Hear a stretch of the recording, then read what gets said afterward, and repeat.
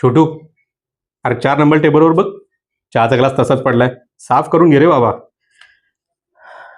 आणि देव तिकडे गणेश शेठ बसतात त्याच्यावरती. सामोस्याचा तुकडा तसाच आहे. अरे साफ करत जावा रे. सकाळची वेळ यार, गिरायक आल्यावर साफ करणार का तुम्ही? चला पटपट साफ करून घ्या ते. हा. अरे रमेश सेठ, या या या या या. काय आज बऱ्याच दिवसांनी आलात? काय आमच्या वहिनी गावाला गेल्या वाटतं. हा? नाही नाही, बसा बसा.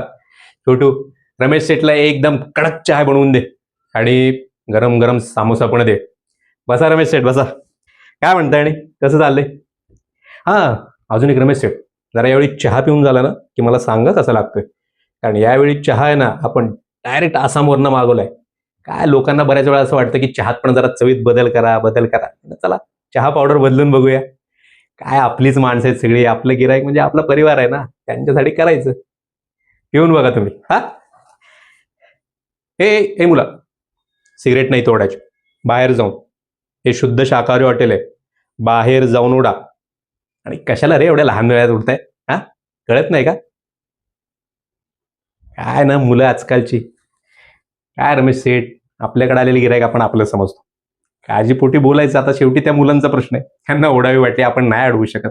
आपण फार फर्दर नका ओढू एवढंच सांगू शकतो. या या तुम्ही. पैसे देऊ नका, मांडून ठेवतोय. हा, काय आपली नेहमीचे जे कस्टमर आहेत त्यांचे पैसे मांडून ठेवायचे. घ्यायची घाई करायची नाही, कारण पैसे कुठे जातच नाहीत ना.